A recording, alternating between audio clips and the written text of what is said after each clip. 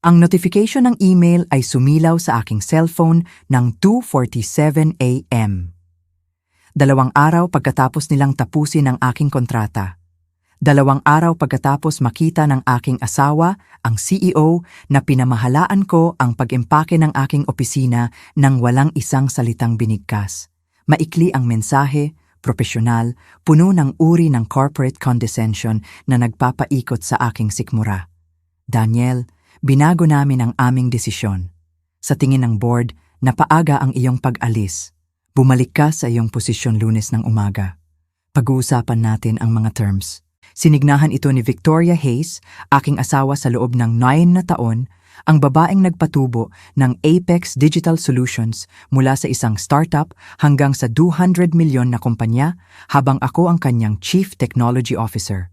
Ang babaeng nakatayo sa Boardroom 3, araw na ang nakalipas at bumoto kasama ng iba para tapusin ang aking kontrata dahil sa di umano i-performance issues na alam naming pareho na gawa-gawa lang. Tinitigan ko ang email na iyon ng buong 5 minuto, ang aking daliri naka-hovering sa reply button. Pagkatapos ay nag-type ako ng 4 na salita na magbabago sa lahat. Hindi na. Tapos na ako. Ang hindi alam ni Victoria, ang hindi alam ng sino man sa kanila, ay ginugol ko ang huling 6 na buwan sa paghahanda para sa eksaktong sandaling ito. Habang siya ay nasa walang katapusang strategy meetings at power lunches, ako ay nagtatayo ng isang bagay na hindi nila inaasahan. Sa Lunes ng umaga, hindi lang ako magiging empleyado ulit. Ako na ang bagong CEO ng Titan Tech Industries, ang kanilang pinakamalaking kakompetisyon, armado ng bawat innovation na binuo ko sa Apex at isang team ng engineers na sumunod sa akin sa apoy. Pero hindi iyon ang pinaka-twisted na bahagi. Ang tunay na kwento ay nagsimula 18 buwan na ang nakalipas nang una kong mapansin ang mga pagbabago kay Victoria. Maliit na bagay muna. Ang kanyang phone nakaharap pababa sa hapagkainan.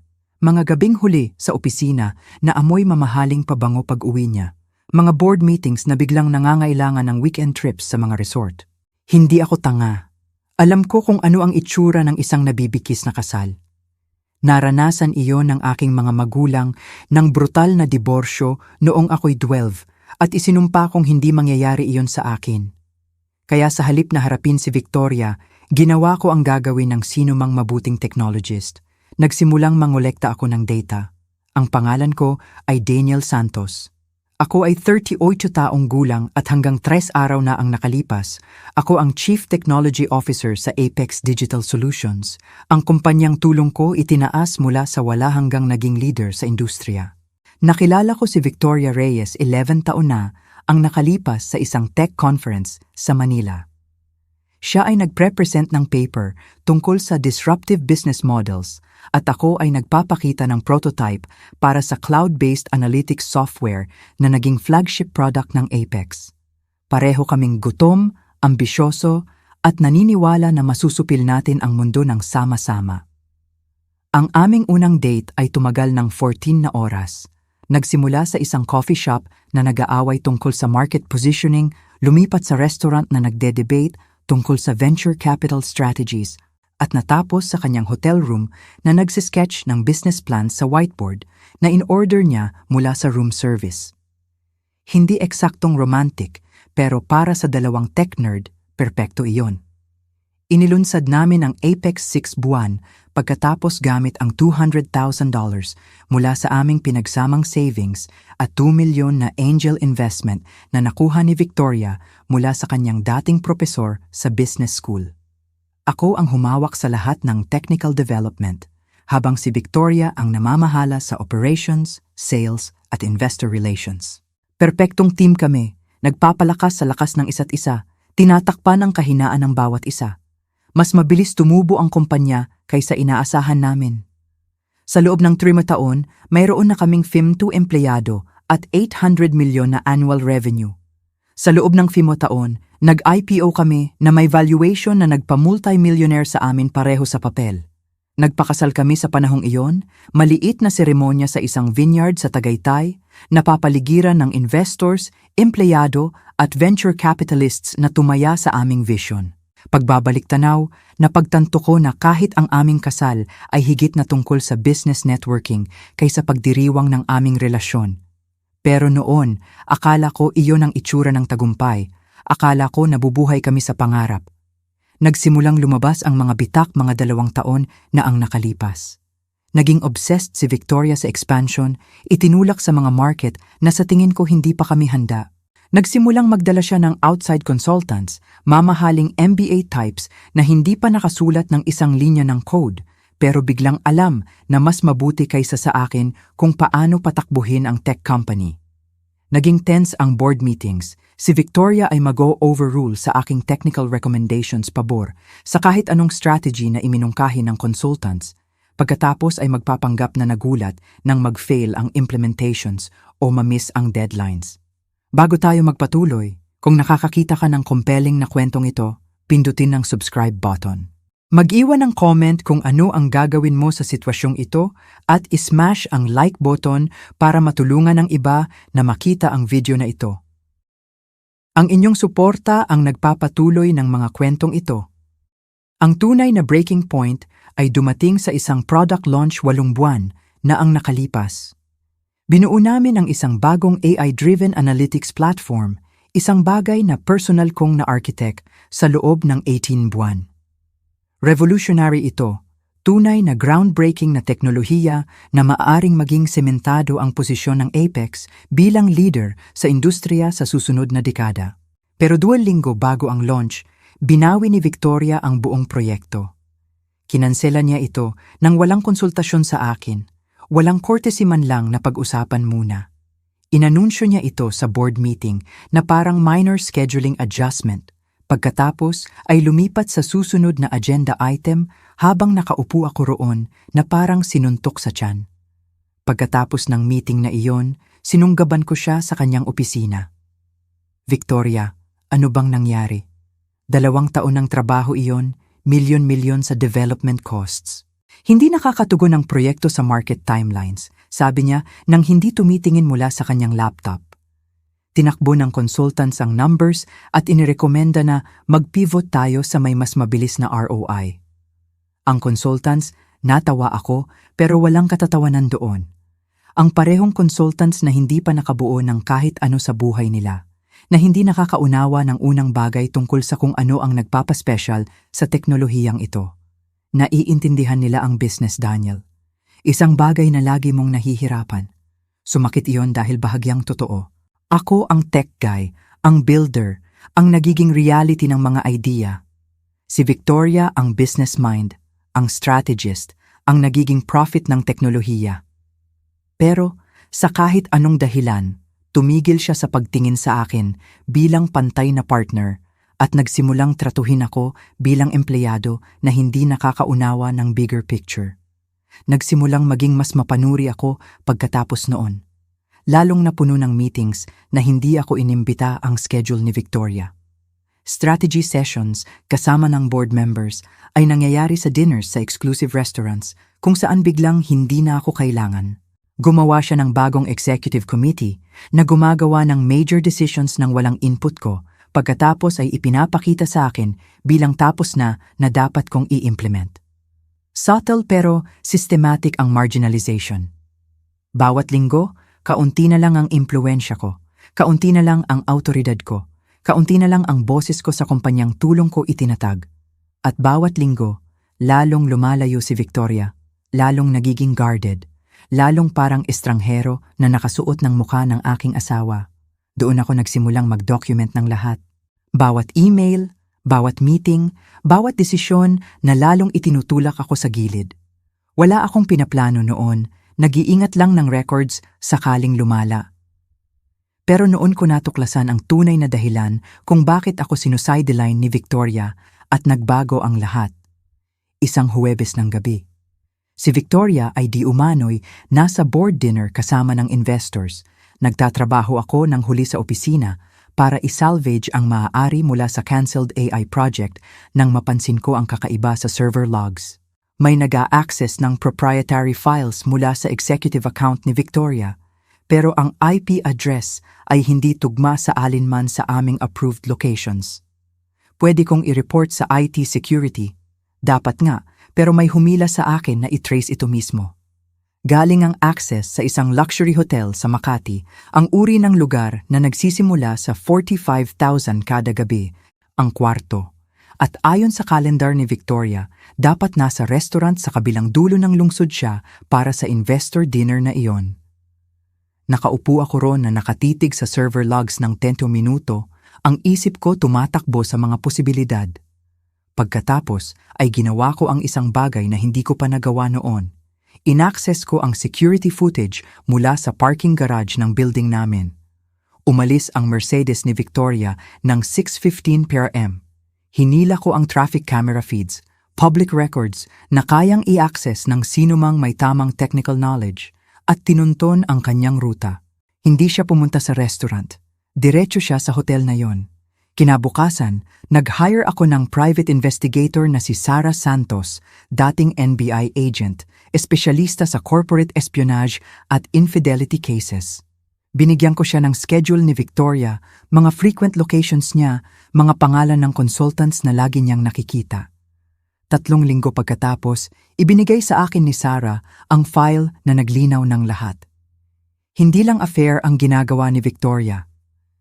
May affair siya kay Preston Cruz, ang lead consultant na dinala niya 18 buwan na ang nakalipas. Ang parehong consultant na sistematikong nagre-rekomenda ng decisions na nagpapahina sa posisyon ko sa kumpanya. Ang parehong consultant na nagpayo na kanselahin ang aking AI project. Ang parehong consultant na ngayon ay mukhang tumutulong kay Victoria na iplano ang buong pag-alis ko mula sa Apex. May mga larawan sa file ng kanilang pagsasama sa hotels, restaurants, kahit sa apartment niya. May copies ng text messages na na-recover ni Sarah sa pamamaraan na sinabi niyang legal. At pinakadamning sa lahat, may email exchanges sa pagitan ni na Victoria at Preston na nag-uusap kung paano ako pilitin palabasin sa kumpanya habang pinapaliit ang financial impact sa kanya. Pinaplano na nila ito ng mga buwan. Bawat marginalization, bawat desisyon na nagpapahina sa aking autoridad, bawat consultant recommendation na nagpapatingin sa akin na incompetent, lahat ay bahagi ng coordinated strategy para i-justify ang pagtatapos ng aking kontrata. At pagkaalis ko, si Preston ay lilipat sa bagong ginawang Chief Strategy Officer position na may salary na magpapaluha sa akin. Dapat ay devastated ako. Dapat harapin ko agad si Victoria, mag-lawyer up, mag-file ng divorce, mag-cause ng eksena. Pero sa halip, naramdaman ko ang isang bagay na hindi inaasahan. Clarity. Sa unang pagkakataon sa mga buwan, naiintindihan ko eksakto kung ano ang nangyayari at eksakto kung ano ang kailangan kong gawin tungkol dito. Ginugol ko ang susunod na 6 na buwan sa paghahanda ng aking exit strategy. Habang iniisip ni na Victoria at Preston na nilalaro nila ako, nagtatayo ako ng isang bagay na hindi nila makikita. Nagsimula ako sa pag-reach out sa mga dating contacts, mga taong nakatrabaho ko bago ang Apex, engineers na iginagalang ko, competitors na lagi gustong makatrabaho ako, quiet conversations over kape, pag-fill out ng opportunities, pagtatanim ng seeds. Pagkatapos ay tumawag sa akin si James Ramirez, ang founder ng Titan Tech Industries. Ang Titan ay pangunahing kakompetisyon ng Apex, bahagyang mas maliit, pero may mas magandang teknolohiya sa ilang key areas. Si James ay 67, iniisip na ang retirement, naghahanap ng papalit na magdadala ng kumpanya sa next level. Nagkita kami sa lunch at sinabi ko sa kanya ang totoo, karamihan nito, na pinipilit na ako palabasin sa Apex, na may teknolohiya akong binuo ng independent na maaaring magrevolusyon sa industriya na naghahanap ako ng bagong hamon. Makinig ng mabuti si James, nagtatanong ng matalim, at pagkatapos ay gumawa ng offer na nakakahinga sa akin. CEO position, significant equity stake, complete operational control, at development budget na magpapahintulot sa akin na buuin ang lahat ng pinigilan sa akin sa Apex. Pero may condition. Gusto ni James na dalhin ko ang aking team. Ang mga engineers na nagtrabaho sa cancelled AI project ko. Ang mga developers na nagtitiwala sa aking vision. Ang technical staff na na-marginalize kasama ko. Kailangan kong malaman na kayang i-deliver mo, sabi ni James. Hindi lang ang teknolohiya, kundi ang mga taong magiging realidad nito. Kaya nagsimulang mag-recruit ako ng maingat, tahimik, laging off the record. Kape-meetings kasama ng key engineers, lunches kasama ng developers, after-work drinks kasama ng team members na frustrated sa recent direction ng Apex. Hindi ko binastos si Victoria o ang kumpanya. Pinag-uusapan ko lang ang mga bagong opportunities, exciting challenges, pagkakataon na magtrabaho sa groundbreaking projects nang walang corporate politics na humahadlang. 23 katao ang sumagot ng oo. 23 sa pinakamahusay na technical minds ng Apex ang sumang-ayon na sumunod sa akin kahit saan ako pumunta. Pinag-coordinate namin ang lahat sa encrypted messages, burner phones, meetings sa coffee shops malayo sa opisina. Pinaplano namin ang pinakamalaking talent exodus sa industriya at walang kamalay-malay sa Apex. Ang huling piraso ay nalagay nang matapos kong buuin ang AI platform na kinansela ni Victoria. Nagtatrabaho ako nito ng lihim, gamit ang aking personal equipment, home network, siguradong walang matutunton pabalik sa servers o resources ng Apex. Akin ito, lubos at legal na akin. At mas maganda ito kaysa sa anumang binubuo sa Apex. Nang sa wakas ay tapusin ng board at ni Victoria ang aking kontrata 3 araw na ang nakalipas, akala nila inaalis nila ang problema. Ang ginawa nila ay pinalaya ako. Halos nakakatawa sa formalidad ang termination meeting. Nakaupo si Victoria sa ulo ng conference table, si Preston sa tabi niya, nagpapanggap na concerned. Ang iba pang board members na nakaayos na parang mga hukom sa trial. Ipinresenta nila ang kanilang case gamit ang PowerPoint slides, performance issues, missed deadlines, inability to adapt to new strategic directions, lahat ng manufactured complaints na binuo nila ng mga buwan. Daniel, sabi ni Victoria, ang boses niya professionally sympathetic, nagdesisyon ng board na kailangan ng Apex ng bagong technical leadership, isang taong makaka-align sa aming growth strategy pasulong. Pinahahalagahan namin ang lahat ng iyong naiambag pero oras na para sa pagbabago. Tiningnan ko ang paligid ng table na iyon sa mga taong nakatrabaho ko ng mga taon. Ang ilan ay hindi makatingin sa akin. Ang iba ay mukhang tunay na hindi komportable sa nangyayari. Si Preston ay bahagyang nakangiti. Siguro iniisip ang promotion na matatanggap niya sa susunod na linggo. Pwede kong labanan iyon.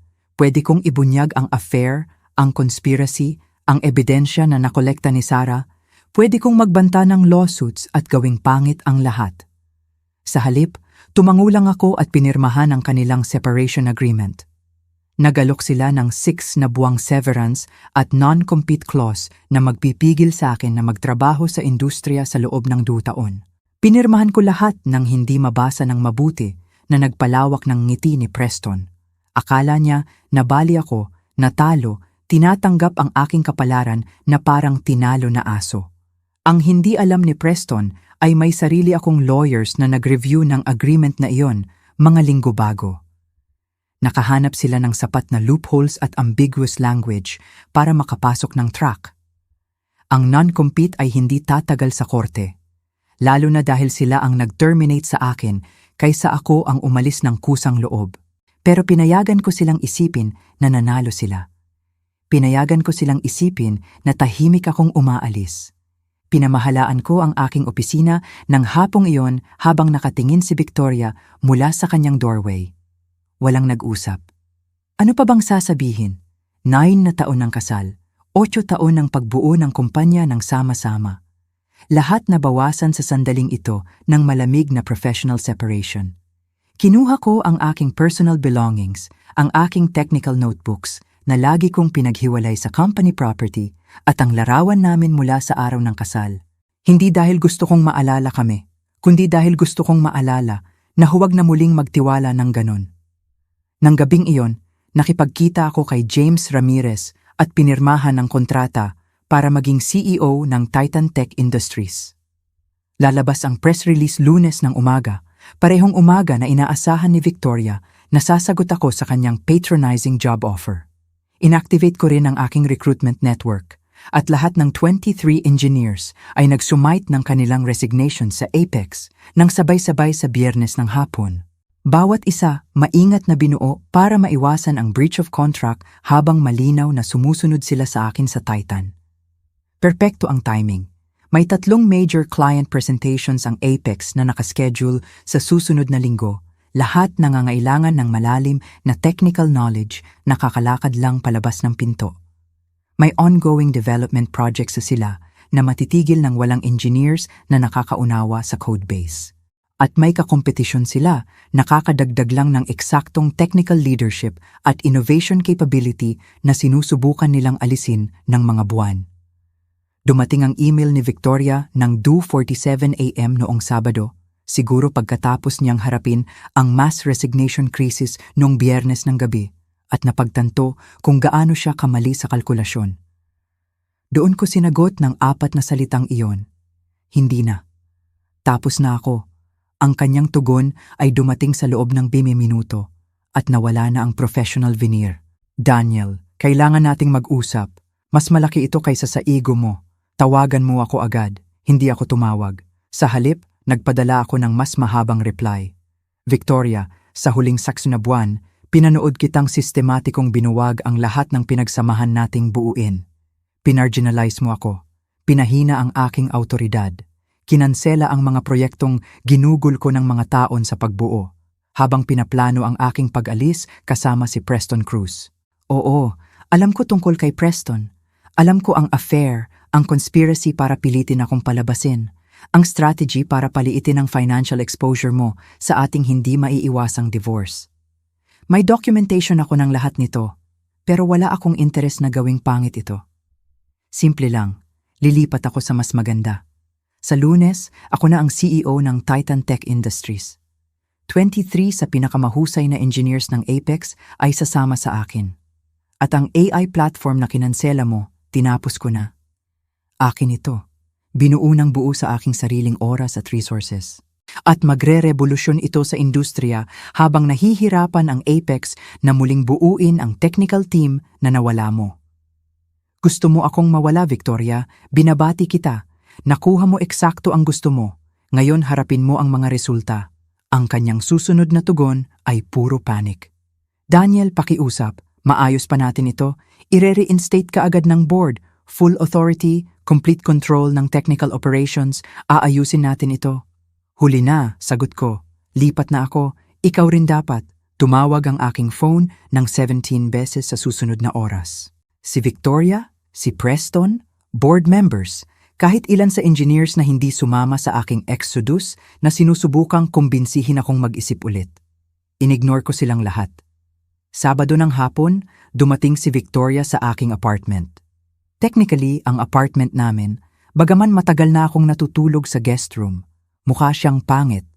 Gusot ang buhok, gusot ang makeup, suot pa rin ang damit mula Biyernes. Daniel, kailangan nating mag-usap mukhaan. Walang lawyers, walang board members, tayo lang. Naisip kong huwag siyang papasukin, pero nanaig ang curiosity. Umupo kami sa living room, parehong kwarto kung saan nag-celebrate kami ng unang major contract ng Apex, kung saan nag-toast kami sa IPO namin, kung saan gumugol kami ng maraming gabi na nagpaplano ng future natin. Parang sa ibang tao na ang lahat ng memories na yon. Nagkamali ako, sabi ni Victoria. Ang boses niya pumuputol. Ako at si Preston, tanga lang iyon, walang kabuluhan. Isang pagkakamali na tumagal ng 6 na buwan, sagot ko ng malamig at kasama ang sistematikong pagwasak sa aking posisyon sa kumpanyang pinagsamahan nating buuin. Napangiwi siya. Galit ako. Sobrang focus mo sa teknolohiya, hindi mo nakikita ang bigger business picture. Ang mga consultants ay dapat tumulong sa atin na mag-scale at si Preston, naiintindihan niya ang mga bagay na hindi mo naiintindihan. Naiintindihan ni Preston kung paano manipulahin ka para alisin ang isa sa pinakamalaking hamon sa impluwensya niya. Victoria, hindi lang affair ang ginawa mo. Pinayagan mo siyang kumbinsihin ka na buwagin ang lahat ng nagpagawa ng Apex successful. Ang engineering culture, ang innovation pipeline, ang technical leadership na ating competitive advantage. Ipinagpalit mo lahat iyon para sa ano? Mamahaling dinners at hotel rooms? Nagsimulang umiyak siya noon. Tunay na luha na maaaring gumalaw sa akin 1 taon na ang nakalipas. Hindi ko sinasadyang umabot sa ganito kalayo. Ang board termination, hindi dapat nangyari iyon. Sabi ni Preston, kailangan lang nating i-restructure ang iyong role, bigyan ka ng ibang responsibilities, pero biglang naging pag-firing ako ng buo. Pinunasan ni Victoria ang kanyang mga mata, sinusubukang mag-compose. Nagpanik ang board. Nang hindi ka pumayag sa restructuring, akala nila lalaban ka, gagawing mahirap. Kumbinsihin ni Preston na mas maganda ang clean break. Tawa ako, mapait at malupit. At ngayon nagpapanik ka dahil ang clean break na iyon ay nagkakahalaga sa iyo ng kalahati ng iyong technical team at ng iyong pangunahing competitive advantage. Tungkol ito sa atin, hindi ba?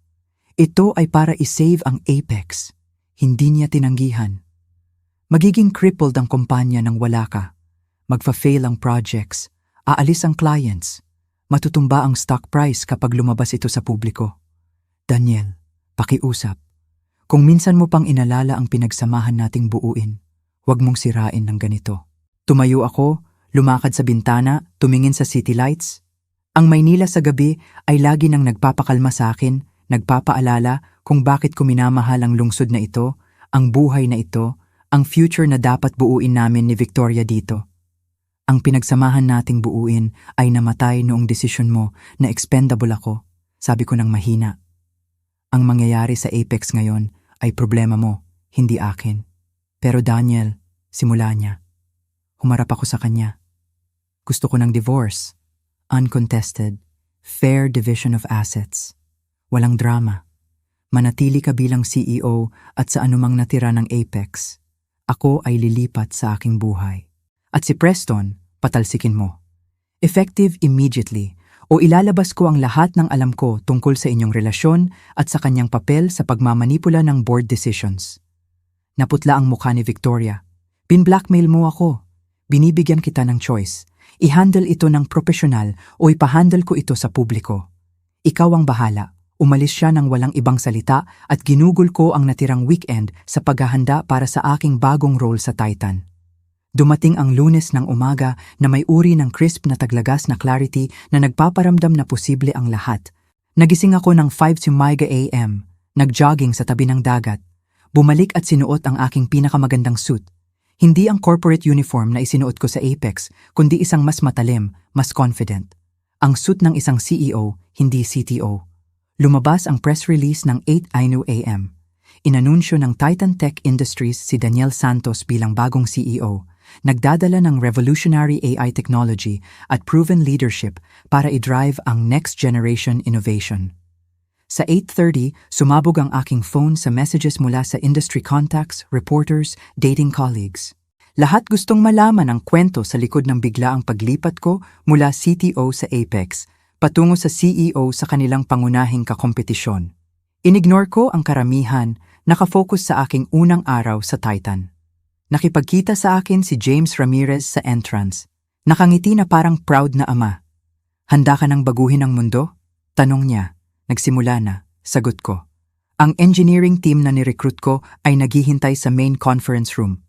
Lahat ng 23, mukhang excited at bahagyang nerbiyos tungkol sa bagong adventure na ito. Ginugol ko ang umaga sa pag-welcome sa kanila ng isa-isa. Siguradong alam nila na tama ang desisyon nila. Inilatag ang aking vision kung saan tayo patungo. Sa tanghali, bumagsak ng 12% ang stock price ng Apex. Kumakalat ang balita ng mass engineering exodus at tama ang pag-aalala ng investors tungkol sa kakayahan ng kumpanya na i-deliver ang existing commitments. Nagtawag si Victoria ng emergency board meeting, siguro sinusubukang mag-damage control, siguro nagpapaliwanag kung paano nagkamali ang lahat. Wala akong kasiyahan sa mga hirap ng Apex. Ang kumpanyang iyon ay baby ko rin at ang panonood nito na magdusa ay sumasakit sa paraang hindi ko inaasahan. Pero hindi ko maililigtas si Victoria mula sa mga resulta ng sarili niyang desisyon. Si Preston Cruz ay pinatalsik ng 2 million mem. Ang official statement ay umalis siya para mag-pursue ng ibang opportunities, pero alam ng industry insiders kung ano talaga ang nangyari. Isinakripisyo siya ni Victoria para subukang isalvage ang sariling posisyon.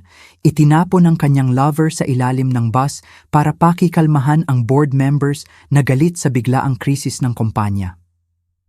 Sa Miyerkules, 3 sa major clients ng Apex ang direktang nakipag-ugnayan sa akin. Tinatanong kung kayang kunin ng Titan ang kanilang contracts. Nakatrabaho nila ang aming engineers sa Apex at gusto nilang sundin ang relasyong iyon sa aming bagong kumpanya. Bawat contract ay nagkakahalaga ng milyon at bawat isa ay karagdagang pako sa kabaong ng Apex. Biyernes ng hapon, eksaktong 1 linggo pagkatapos ng aking termination, inanunsyo ni James Ramirez ang kanyang retirement at opisyal na ibinigay sa akin ang full control ng Titan Tech Industries. Kompleto na ang transition na pinlano namin sa loob ng 6 na buwan. Ako na ngayon ang CEO ng isang kumpanyang posisyonado na lampasan ng Apex sa loob ng 1 taon. Armado ng mas magandang, iniisip ko ang tanong na iyon. Hindi parang tagumpay, parang pagbabalanse ng accounts. Hindi ako gustong maghiganti, Sarah. Gusto ko lang mahalaga ang katotohanan. Mahalaga ang katotohanan. Ang case mo ay nagdulot na ng reforms sa opisina ng prosecutor. 3 iba pang tao na hinawakan ni Davis Cruz ang cases ay ini-review na. Higit ka pa sa pagliligtas sa sarili mo, Efren. Inilantad mo ang sirang sistema. Sa gabing iyon, umupo ako sa apartment ko at ginawa ang hindi ko ginawa sa 2 taon. Natulog ako ng mahimbing nang walang bigat ng kawalan ng hustisya sa dibdib ko. Walang galit na nagbigay buhay sa akin sa 23 buwan ng pagkakakulong. Ang huling tawag ni Jessica ay dumating 8 buwan pagkatapos ng paglaya ko. Umiiyak siya, isang bagay na hindi ko narinig kahit sa pinakamasamang away namin. Mapupunta ako sa kulungan, sabi niya ng simple. Sabi ng abogado ko, malamang 18 na buwan sa minimum security facility. Tatay ko ay 15 hanggang 20 taon ang tingin. Buong pamilya namin nawasak. Mas masaya ka na ba ngayon? Ito ba ang gusto mo? Wala akong gusto nito. Gusto ko lang lumabas ang katotohanan. Gusto kong malaman ng mga tao na hindi ko sinaktan si Amelia. Gusto kong harapin ng mga taong sinadya na ikulong ang inosenteng tao ang mga konsekwensya. Kung sinira nito ang pamilya mo, Jessica, iyon ay dahil pinili ng pamilya mo na buuin ang sarili sa kasinungalingan. May mahabang katahimikan. Mahal kita, sabi niya sa wakas. Talaga, mahal din kita. Pero hindi sapat ang pag-ibig kapag nakaugat sa kasinungalingan at kawalan ng hustisya. Pinili mo ang bersyon ng pamilya mo kaysa katotohanan. Pinili mong maniwala na kayang gawin ko ang mga akusasyon nila. May mga konsekwensya ang mga pagpipiliang iyon. Binaba ko ang tawag at binlock ang numero niya. May mga tulay na hindi nasulit na itayong muli. 1 taon pagkatapos ng paglaya ko, natapos ang civil trial. Nagbigay ang jury ng 435 milyon sa damages. Ang real estate empire ni Ricardo Lansangan ay nadismantla. Ang assets niya ay nakuha o naibenta para bayaran ang restitution sa mga bangko na niloko niya. Hindi sapat para sa full judgment ko, pero confident si Miguel na makokolekta natin kahit 200 milyon, higit sapat para buuin muli ang buhay ko. 2 taon pagkatapos ng paglaya ko, nakatayo ako sa harap ng Congressional Committee na nagbibigay testimonya tungkol sa prosecutorial misconduct at pangangailangan ng reform sa paano iniimbestigahan ang domestic violence cases. Ang kwento ko ay naging cautionary tale tungkol sa kung ano ang nangyayari kapag pinayagan ang mayamang makapangyarihang pamilya na manipulahin ang hustisya. 3 taon pagkatapos ng paglaya ko, nag-publish ako ng libro tungkol sa karanasan ko. Tinulungan ako ni Dennis na isulat ito. Inorganisa ang 3 taon ng dokumentasyon sa narrative na parang legal thriller. Maliban na totoo lahat, naging bestseller ang libro, nagbigay daan sa documentary at sa wakas ay limited series sa streaming platform. Idinonate ko ang karamihan ng proceeds sa mga organisasyon na tumutulong sa wrongly convicted. 4 na taon pagkatapos ng paglaya ko, nagpakasal ako kay Rebecca Santos, isang abogado na nakilala ko sa firm ni Miguel. Naintindihan niya ang pinagdaanan ko. Ginugol niya ang karera niya sa pagdepensa sa mga taong nabigo ng sistema. Bumili kami ng bahay, wala namang marangya pero tapat at totoo, nakaugat sa katotohanan imbes na kasinungalingan. 5 taon pagkatapos ng paglaya ko, nakatanggap ako ng sulat mula kay Jessica. Natapos na niya ang sentensya at sinusubukang buuin muli ang buhay. Nagtatrabaho bilang administrative assistant sa maliit na non-profit na tunay na gumagawa ng charitable work. Ang sulat ay paghingi ng tawad, hindi ang performative na inialok niya sa mga prison visits, kundi genuine na pagsisisi sa role niya sa pagwasak ng buhay ko.